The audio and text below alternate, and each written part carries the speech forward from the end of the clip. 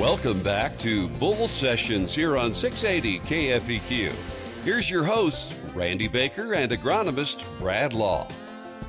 Bull Sessions is back on the air, Bradley. I know, and we are all fired up. Fired up for the new year.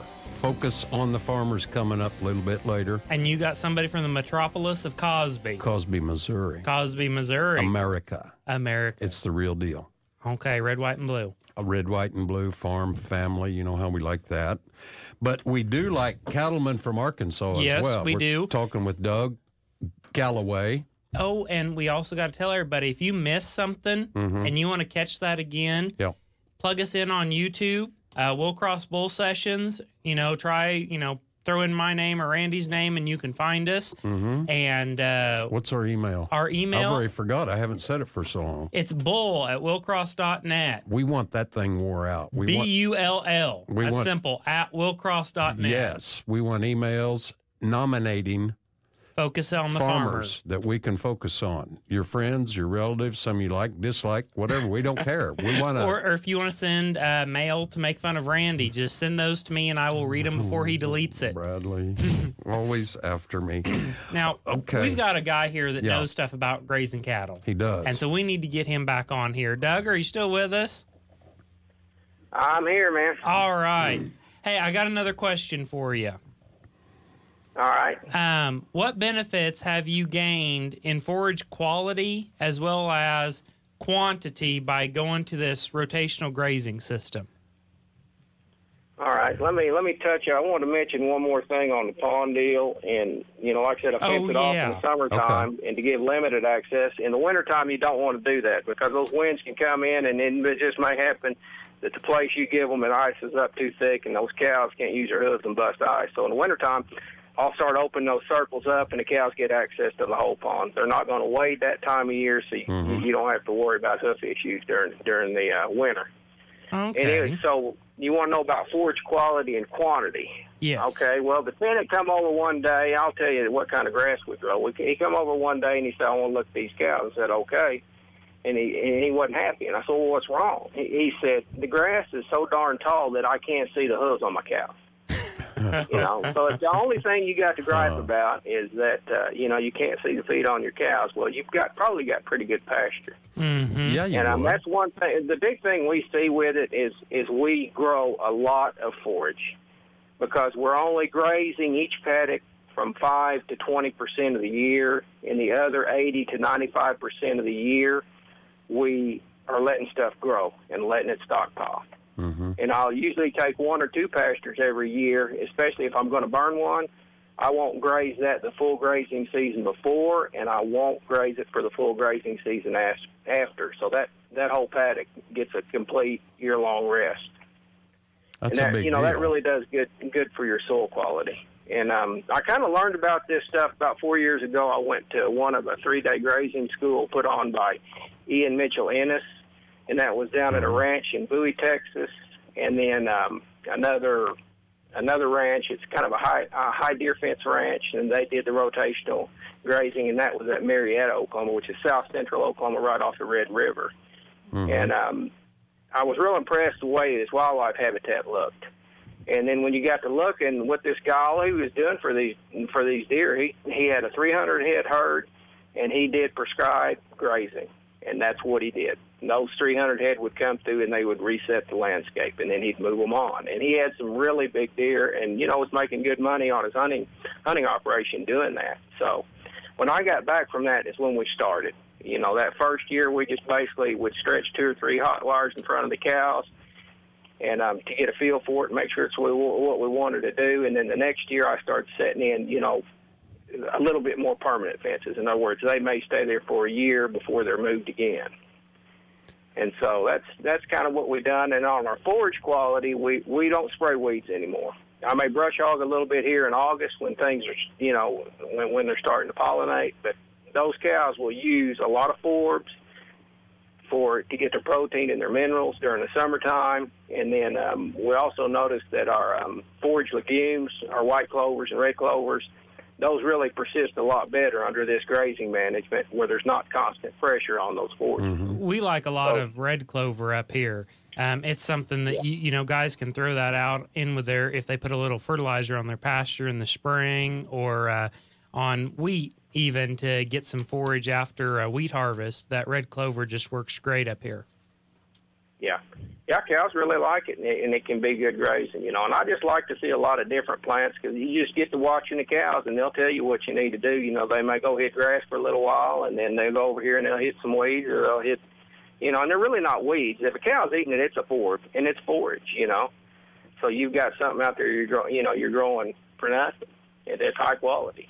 And that's one of the things, you know, I learned from the deer management guys, that a lot of your forbs are real high-quality plants.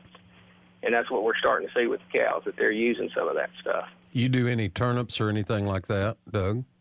Yeah, I kind of bit the bug on the cover crop movement several years ago, and I'll come in the fall, and I'll do mixes anywhere from, you know, a simple 5-way up to about 10 or 12-way mix.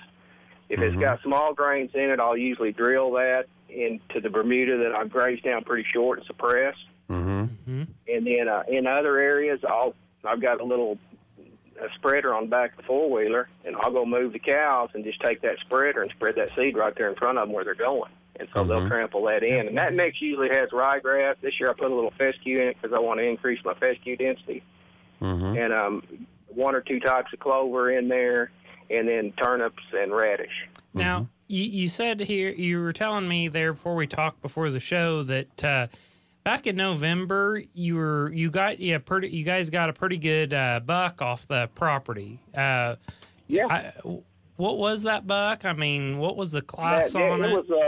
He was a 12-point, and that deer would score up in the mid-150s, which it's been, you know, since '93 since we've killed a buck of that class here. And so, you know, that's something with the cattle because they go through and reset plants. They reset the clock on plants that deer use, and if you watch your deer, they'll be anywhere from 2 to 4 weeks behind a cow herd browsing.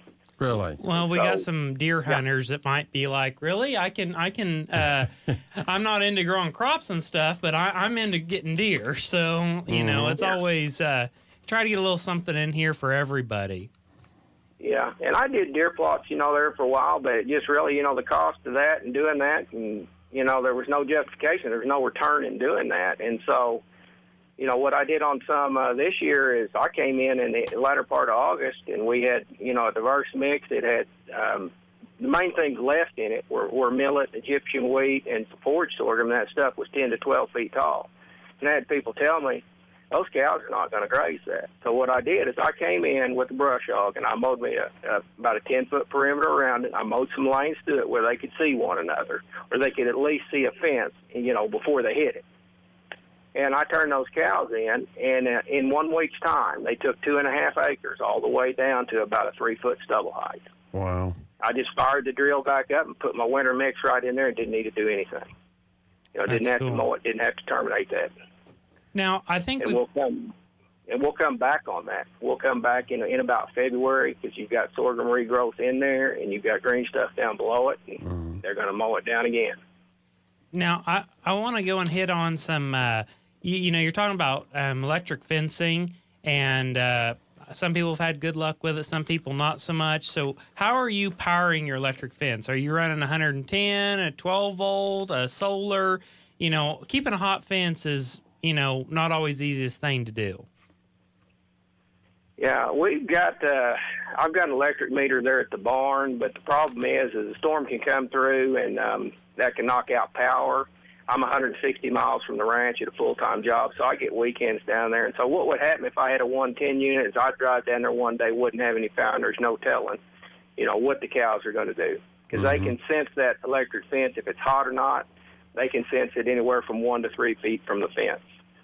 So if it's down, they could breach it. So what I do instead is I use the Parmax. I've got some solar units, both a 6 and 12 volt, and I've got about a half a dozen of those. And so it just kind of depends on the length of the fence. I'll run them, and they're good and portable. If I need to move one, I can move it in a few minutes and just go hang it up and reground it and go again. And you can just throw it on the back of the four-wheeler. Well, I mean, they're in Kansas City. They got great customer service.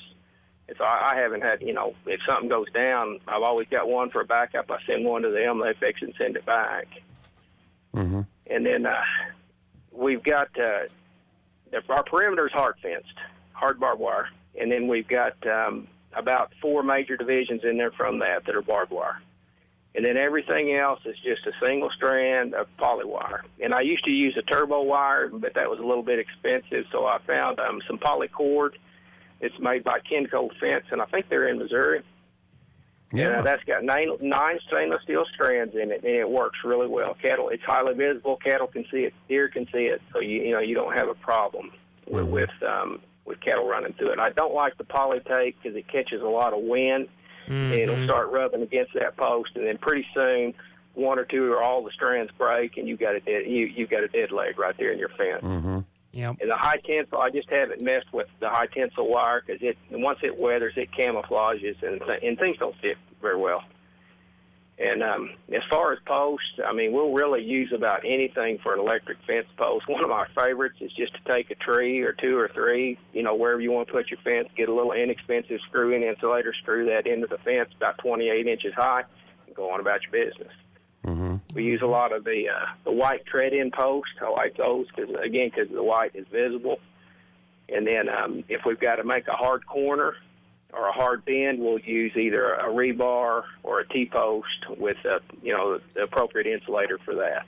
All right. Well, thank you, Doug. We're going to have to cut you off again.